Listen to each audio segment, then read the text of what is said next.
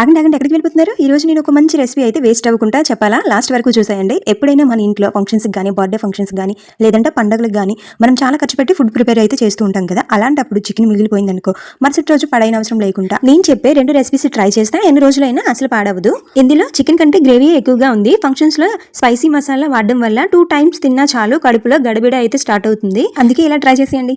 ఇందులో వాటర్ అయితే వేసుకోండి. ఇలా వాటర్ తీసుకున్న తర్వాత ఒక్కొక్క పీస్ జస్ట్ కడిగి తీసుకోండి. ఇలా పీసెస్ మొత్తం ఒక ప్లేట్ లోకి తీసుకోండి. మసాలా మొత్తం పోతుంది. ఇక్కడ చికెన్ పీసెస్ మొత్తం ఒక ప్లేట్ లోకి తీసుకొని పక్కన అయితే పెట్టుకోండి. తర్వాత స్టవ్ మీద ప్యాన్ పెట్టుకొని 3 to 4 టేబుల్ స్పూన్ వరకు ఆయిల్ అయితే వేసుకొని, ఆయిల్ మరిగిన తర్వాత పక్కన పెట్టుకున్న చికెన్ పీసెస్ మొత్తాన్ని వేసుకుని కొంచెం స్ప్రెడ్ అయితే చేసుకోవాలి. ప్యాన్ మొత్తం మంట సిమ్ లో గానీ మీడియం లో గానీ పెట్టి చికెన్ కింద ఫ్రై అయ్యే వరకు గరిటతో తిప్పుకుంటా. ఆల్రెడీ చికెన్ ఉడిపోయింది కాబట్టి ఒక సైడ్ వేగిన తర్వాత మరో సైడ్ అయితే వేగించుకోవాలి. చికెన్ బాగా ఫ్రై అవుతుంది.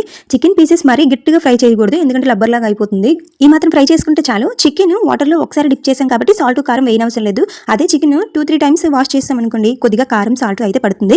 ఇలా ఫ్రై చేసుకొని తింటే చాలా సూపర్ ఉంటుంది. పిల్లలు అయితే ఒక ప్లేట్ తీసుకొని తినడం స్టార్ట్ చేస్తారు. సో సాంబారు, రసము లేదా పెరుగన్నంతో చాలా బాగుంటుంది. మీకు ఇంకా చికెన్ ఎక్కువ క్వాంటిటీలో మిగిలిపోయినట్టయితే ఇలా ఫ్రై చేసుకున్న తర్వాత ఒక స్పూన్ అల్లం వెల్లుల్లి పేస్ట్, కొద్దిగా పసుపు, కారం, సాల్ట్ వేసుకుని చల్లారిన తర్వాత లెమన్ జ్యూస్ కూడా వేసుకుంటే చికెన్ పికిల్ కూడా రెడీ అయిపోతుంది. ఎన్ని నెలలైనా స్టోర్ చేసుకోవచ్చు. ఎలాంటి ఫుడ్ అయినా పడైన అవసరం లేకుండా దాంతో టేస్టీ అయినా ఫుడ్ అయితే ప్రిపేర్ చేసి ఇవ్వచ్చు. సో మీ ఇంట్లో ఏది ఎక్కువగా ఫుడ్ మిగిలిపోతుందో నాకు ఒక మెసేజ్ అయితే చేయండి. నేను ఒక మంచి వీడియో చేస్తాను మీకోసం. మరి మా కోసం ఛానల్ అయితే సబ్స్క్రైబ్ చేసుకోండి మర్చిపోకండి. మళ్ళీ నెక్స్ట్ వీడియోలో కలుద్దాం. అంతవరకు టాటా బై బై.